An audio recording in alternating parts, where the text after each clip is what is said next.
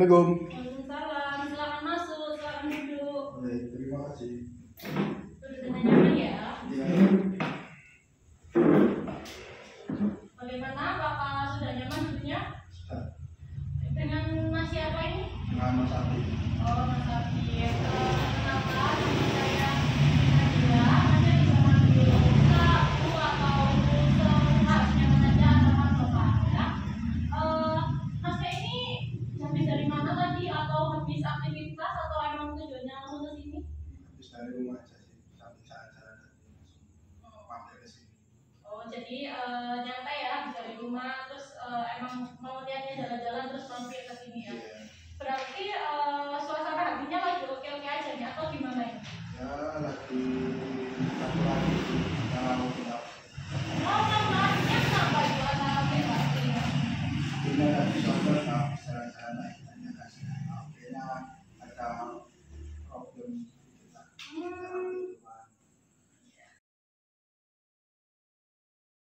Ngapain aja biasanya? Untuk kesehariannya kebetulan aku kerja sih. Oh, kerja aja atau mungkin ada kesalahan? Kerjanya kalau boleh tahu kerja apa? Kerjanya kebetulan aku di gudang, di staf gudang di suatu distributor sepatu. Cukup lama, sekitar 2-3 tahunan. Lumayan. Selama kerja di sana gimana nih? Namanya orang kerja kadang ada yang sesuai dan job yang diberikan. Ya, jadi pasti ya ada plus minusnya ya dari hanya tadi cuma kerja aja habis kerja udah gitu. Iya. Di rumah nggak ngapa-ngapain, nggak ada keseharian lain atau Ada organisasi, ikut organisasi kantor kampung gitu aja. berarti juga termasuk udah aktif ya di kantor kampung juga ya. Iya. Nah,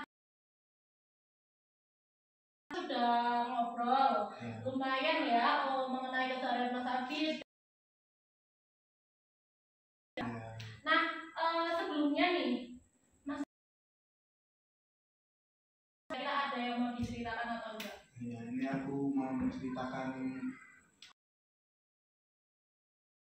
kan orangnya pemalu, terus itu nggak bisa terus terang kalau ada unek-unek gitu. Orang Permasalahan Mas Abid mengenai kayak tidak enakan gitu ya. Nah, iya. sebelum kita lanjut lebih jauh nih tentang cerita melakukan proses konseling. Belum pernah, ini baru yang pertama. Jadi baru pertama kali ini ya. Ya. Jadi beberapa perjanjian sih atau batasan-batasan mengenai proses konseling ini. Ya. Saya baru jelaskan sedikit ya.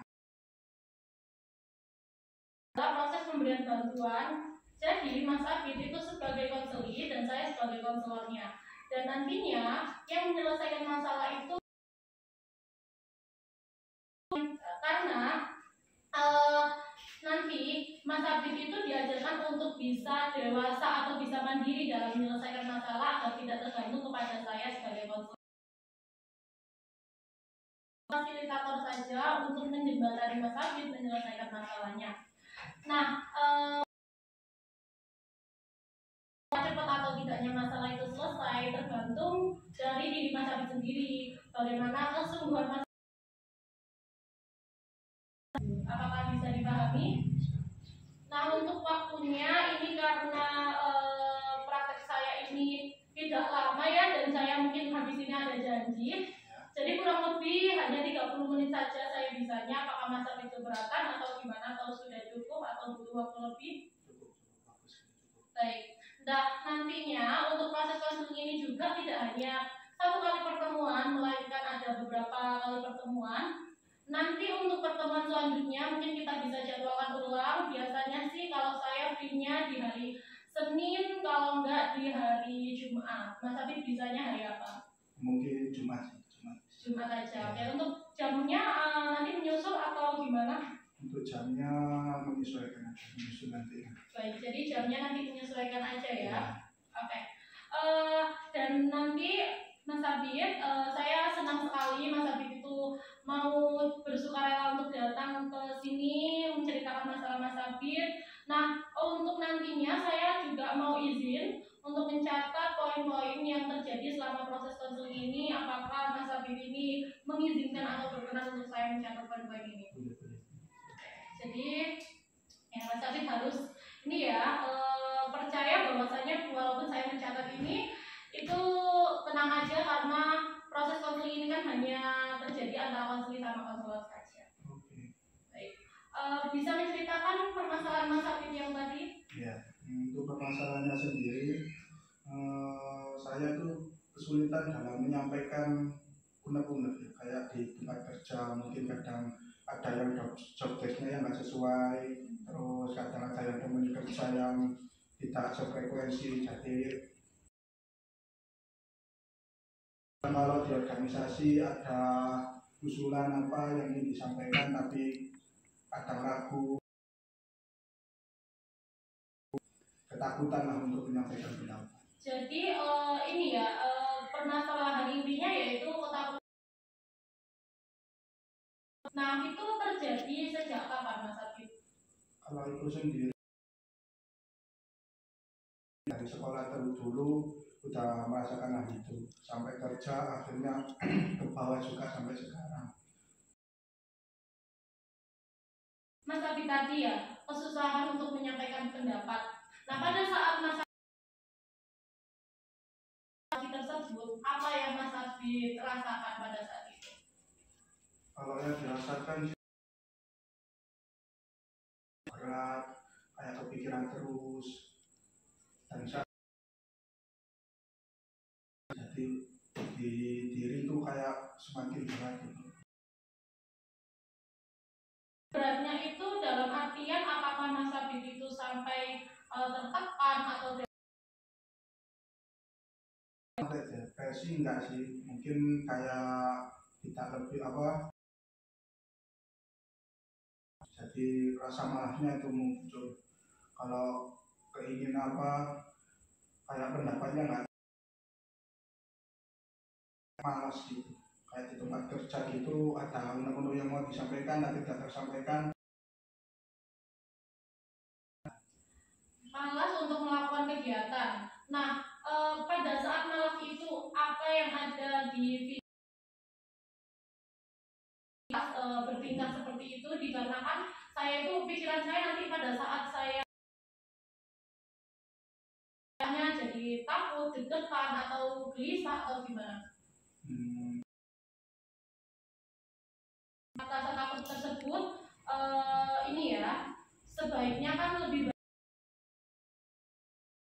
bicaranya lebih ringan, yaitu deg-degan gitu ya, kayak gelisah gitu ya. Apakah ada pengalaman seperti ini? Pengalaman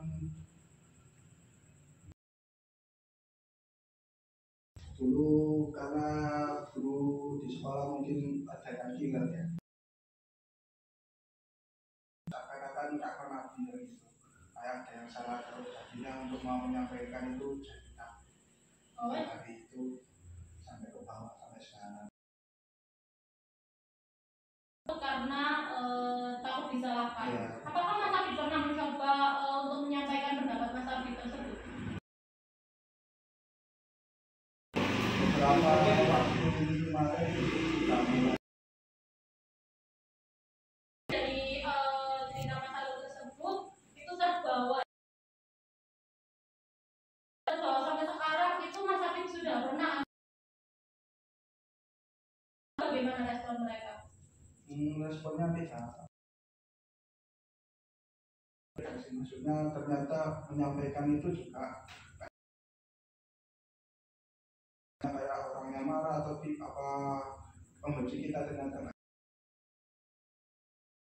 dari pemikiran Mas Abid sendiri kan. Lalu mengapa Mas Abid tersebut atau merasakan kekhawatiran pada saat menyampaikan pendapat itu? untuk saat belum sering melakukan bukan jadi masuk Kenapa Bapak?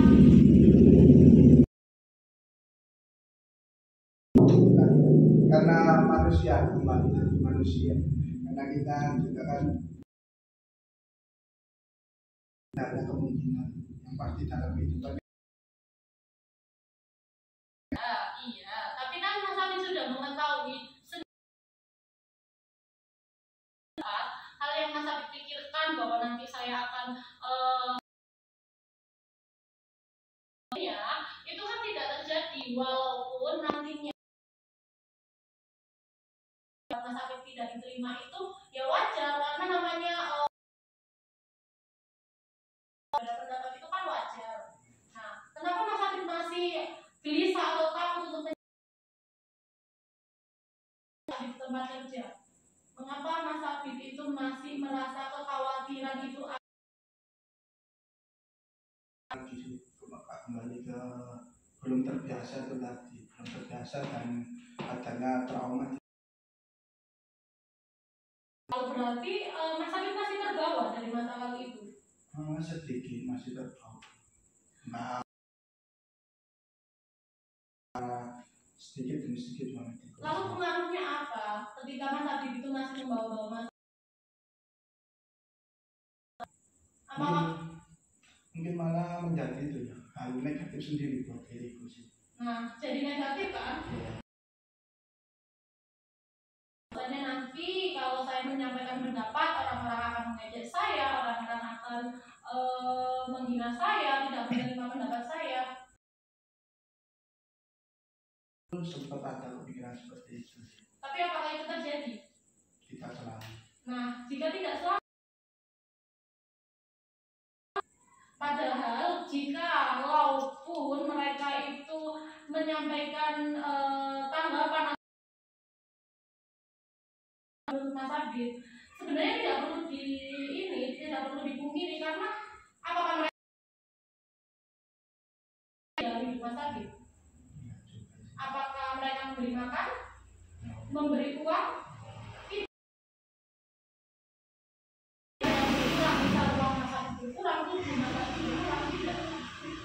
Nah, jadi itu tidak sehat Mas Habib. Bahwasanya kalau saya menyampaikan pendapat itu takutnya dalam hal tidak didengar.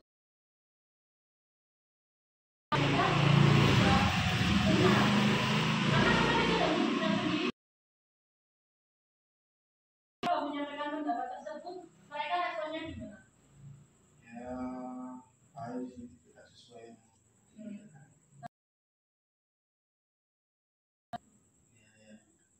Nah, jadi dari sini Mas Habib itu tidak perlu tersebut karena itu hanya pikiran-pikiran buruk Mas Habib yang membuat Mas Habib itu nantinya jadi takut sendiri, jadi tidak bisa melakukan. Jadi seperti itu ya Mas Habib ya, untuk kurang lebihnya apa bisa dipahami. Permasalahan berikutnya seperti itu, tidak perlu memikirkan pendapat orang lain karena dia tidak berkontribusi. Terima kasih Mas Habib sebelumnya. Ini sudah 30 menit ya. Saya berterima kasih sekali bahwasanya Mas Habib telah bersedia untuk datang ke yang hari ini. Terima kasih banyak.